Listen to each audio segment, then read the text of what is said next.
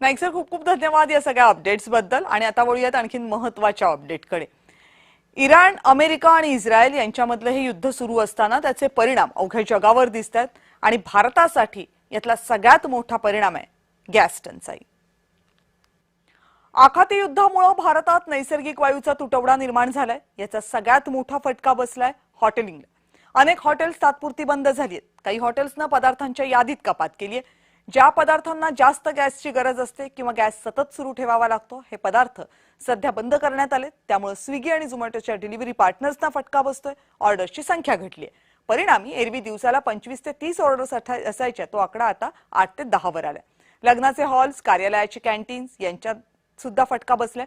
बंगळुरू आणि अन्य ठिकाणच्या आयटी कंपन्यांमधले कॅन्टीन्स सध्या बंद आहेत। तसंच आयआरसीटीसी कडून रेल्वे डब्यांमध्ये केला जाणारा अन्नाचा पुरवठा प्रभावित झालाय।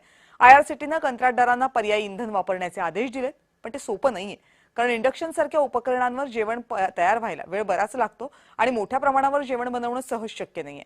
एकूण काय तर व्यावसायिक गॅस पुरवठा कमी झाल्यामुळे अनेकांना अडचणींचा सामना करावा लागतोय। याचे पडसाद संसदेमध्ये उमटलेत।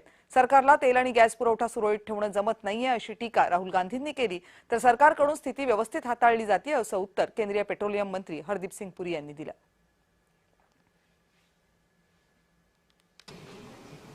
To decide who we buy oil from, who we buy gas from, whether we can buy oil from Russia or not, whether our relationship with different oil suppliers can be decided by us. This is what has been bartered. Refineries are operating at high capacity utilization. In several cases, they are exceeding 100%. There is no shortage of petrol, diesel, kerosene, ATF or fuel oil. The availability of petrol, diesel, aviation, turbine fuel, kerosene and fuel oil is fully assured.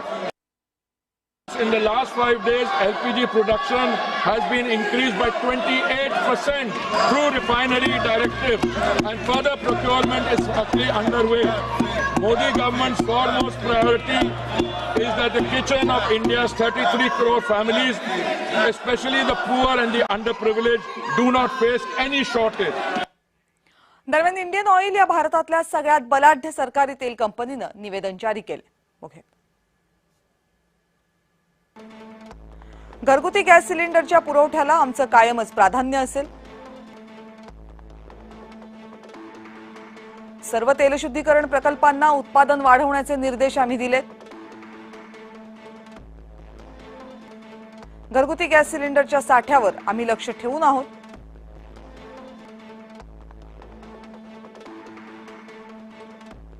Booking नंतरचा सरासरी waiting period हा फक्त 2.5 दिवसांचा आहे। दररोज 50 lakh gas सिलेंडरचं वितरण आत्ताही सुरू आहे।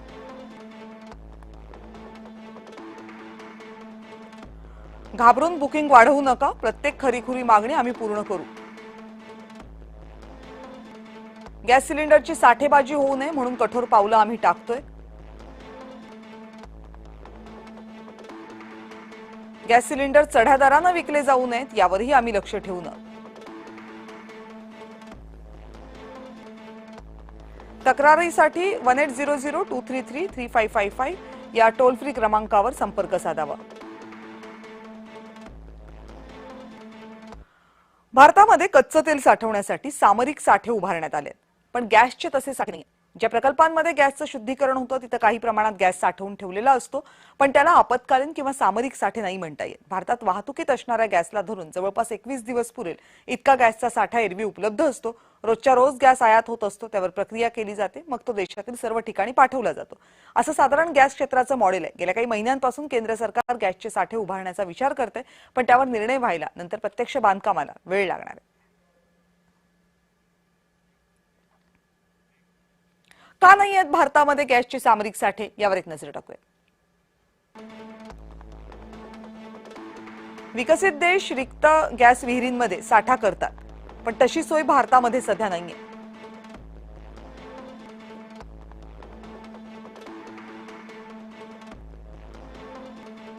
भारतातील बहुतांश भूगर्भ अतिविशाल गॅस साठे उभारण्यासाठी प्रतिकूल आहेत. परिणामी इथं गॅस साठे उभारायचे तर प्रचंड खर्च करावा लागतो. त्यामुळे हे प्रकल्प मोठे खर्चिक ठरतात.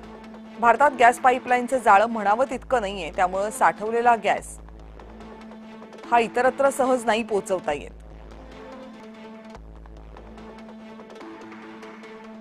गॅसचे सामरिक साठे निर्माण करण्यासाठी प्रचंड निधी लागतो. त्यासाठी अर्थसंकल्पात तशी तरतूद गरजेची असते.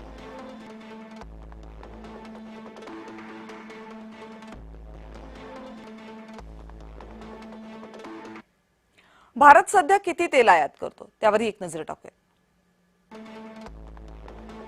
भारताचा दैनंदिन तेल वापर जवळपास 55 लाख बॅरल्स इतका आहे.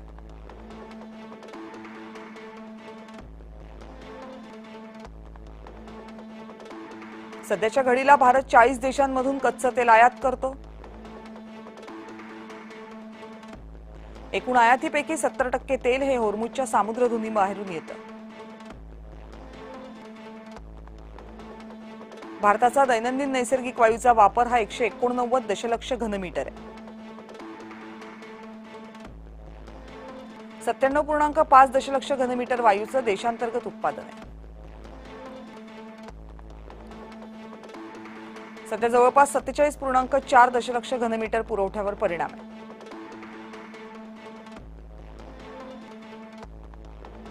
सध्या पर्शियाच्या आखातात भारताची एकूण 28 मालवाहू जहाज आहेत.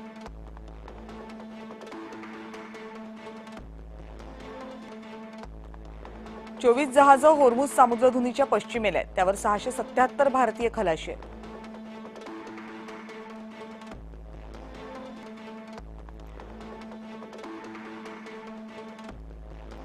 चार जहाजं सामुद्रधुनीच्या पूर्वेला आहेत. त्यावर 101 भारतीय खलाशी आहेत.